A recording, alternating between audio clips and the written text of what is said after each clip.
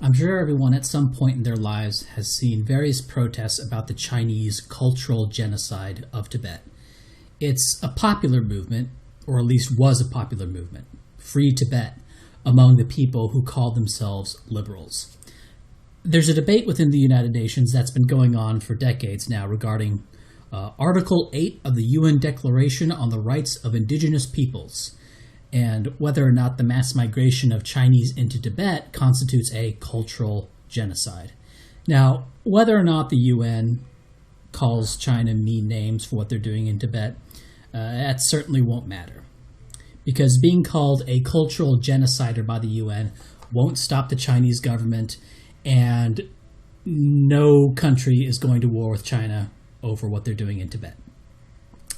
But it is noteworthy to point out that nobody ever comes out and says, maybe the Tibetans are better off with all those Chinese. Ever think of that?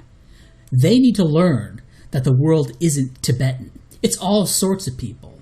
And they need to get used to it because that's the new reality of a globalized economy. If they want to compete in a globalized economy, they're not going to be this little insular Tibetan society. Besides, you Tibetans, you'll benefit. You'll benefit mightily from all of this increased diversity. Nobody ever says that about Tibet or ever says that to the Tibetans. But it is very common to speak this way of and to Europeans. And of course, there is a whole narrative that justifies this double standard. A paper in 2010 published in Strategic Insights, written by Kelly Greenhill of the Naval Postgraduate School, talked about the use of mass migration as a weapon to be used against one's enemies. The paper was entitled Weapons of Mass Migration, Forced Displacement as an Instrument of Coercion.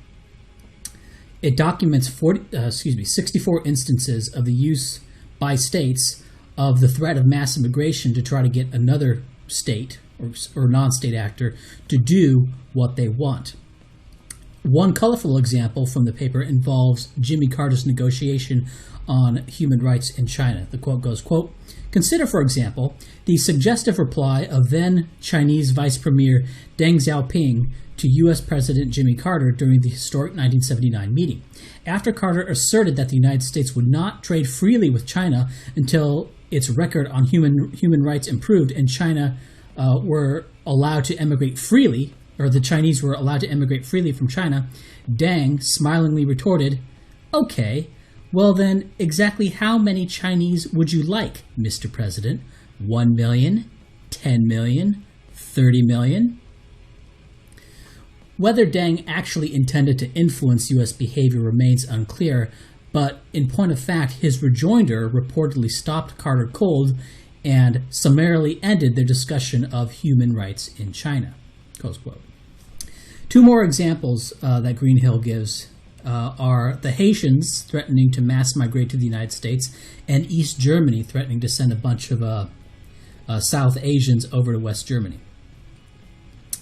So, quote, "In the summer of 1994, for instance, boats were being prepared in nearly every village along the southern coast of Haiti is an explicit attempt to put more pressure on the U.S. to hasten the return of Aristide.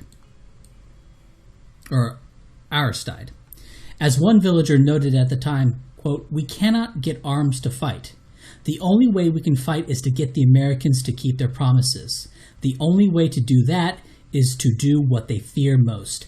Have us come to America." The next quote regarding East Germany. "Likewise, when East German officials quipped in the mid-1980s that their West German counterparts, quote, claim they have a liberal society over there, we will let them prove it. They fully anticipated that loosing South Asian asylum seekers on West Germany would cause widespread discontent and persuade the previously reluctant West German government to concede to their demands. And they were right." But wait a minute here. Aren't they in fact helping West Germany and hurting themselves by depriving themselves of the great diversity and giving the gift of diversity to West Germany? Wasn't Haiti benefiting the United States by bringing in Haitians into the United States? One of the items in the laundry list of crimes attributed to Nazi Germany was the mass migration of Germans subsidized via replacement level birth rates into parts of Poland and also France. A lot of people don't know this about that there was a colonization program in France. It also included forced relocation of gypsies, Jews, homosexuals, and communists into Poland. This, of course, was seen as a crime against those groups, forced relocating them. But it was also treated as a crime against the Poles. That is, having millions of people from foreign groups dumped into your lands was seen as a crime against the people already there. Yes, the forced relocation of them was seen as a crime, and we all know about that. We all know about the forced relocation into ghettos, and that's all been done to death. But also, it was seen as a crime against the Poles who were already there. That's something a lot of people don't know. But how ignorant these Poles were to think this way. The Poles should have seen this as restitution. I mean, who doesn't want millions of Jews, gypsies, and communists dumped into your cities? Now, granted, this was not as high on the list as, say, the mass killings due to the Commissar Order, or the anti-partisan sweeps in the Soviet Union, or the deaths in the camps, which later came to be referred to as the Holocaust, right? This is obviously quite a bit far down on the list in terms of the crimes attributed to the Nazi regime at Nuremberg, but it was seen as some sort of transgression against the Poles. Similarly, Stalin had mass migration programs of Russians into Ukraine and the Baltic states in an attempt to Russify them, the Russification program. And this policy was actually used in the United States in anti-Soviet propaganda as one of the many crimes of the Soviet Union. Now, granted, this program, the Russification program, was ranked well below the gulags, okay, but it was still seen as a crime. It was still seen as a very bad thing.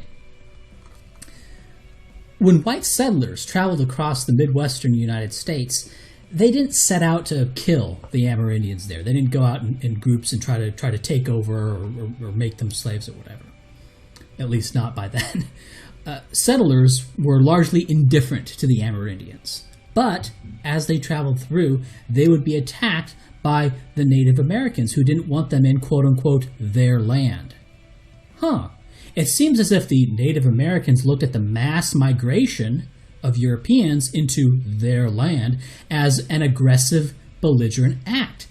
And they speak of it their land and their people. And when they talk to Europeans, they'll talk about the invasion of the white man. What invasion? They're just moving in and setting up farms and cities. They're not, In India, the Aryan invasion theory was, contrary to popular opinion, originally a theory about migration.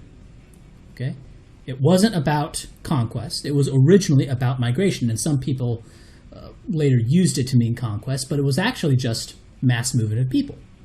It was the migration of Central Asian peoples, similar to modern-day Iranians or Persians, called the Aryans, into modern-day Pakistan and then into northern India. But the archaeologists who advanced the theory used the term invasion because, after all, what is mass migration but a form of invasion?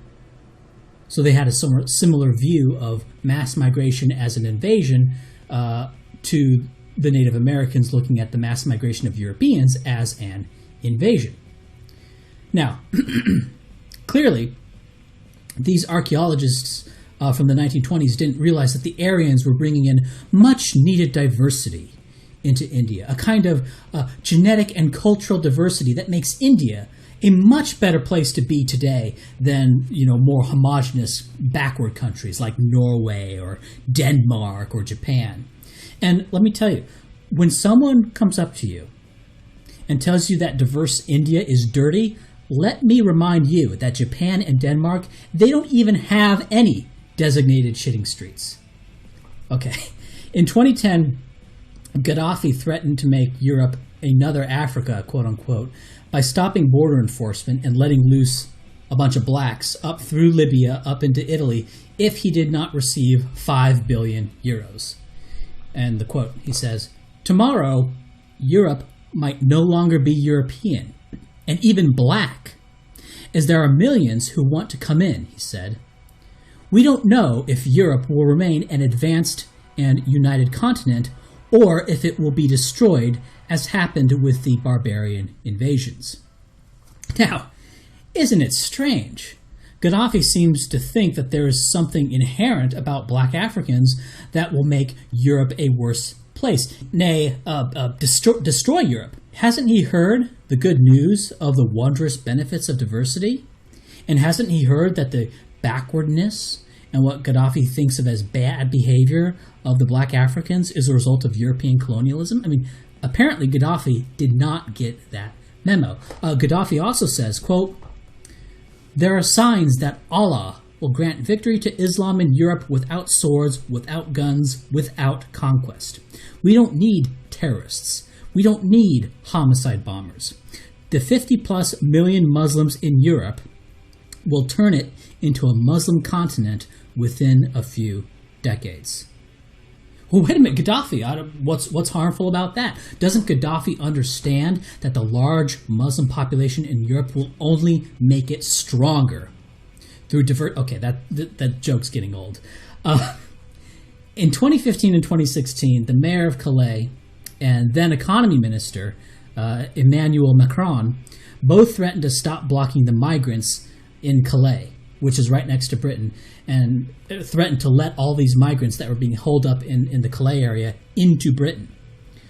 This is because Britain had a treaty that treats the English Channel and the Channel Tunnel as a specially regulated zone, not an area of free movement as the rest of the European Union is. Now, how strange is that for Macron that this would even be a threat?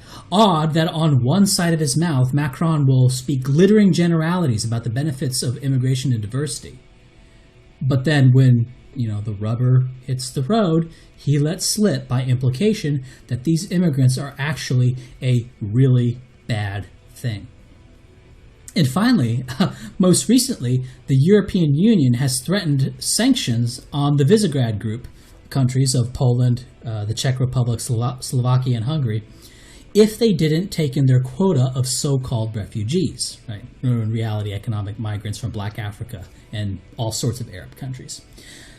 Now, of course, if these people are truly beneficial and truly advance and enhance a country, right, as Merkel has been claiming that these migrants will come in and help deal with labor shortages, Merkel's response to the Visegrad countries not taking in these African and Arab migrants, she should just say, well, suit yourself, more for us, right? That should be the response if these people are in fact benefiting the countries they go to. But she's not saying that. She's saying, in so many words, that you hillbilly bumpkins in Eastern Europe better take your share of the pain, or we're going to make you pay some other way. As it turned out, the threat of EU sanctions were hollow because they know that they had no way to enforce it.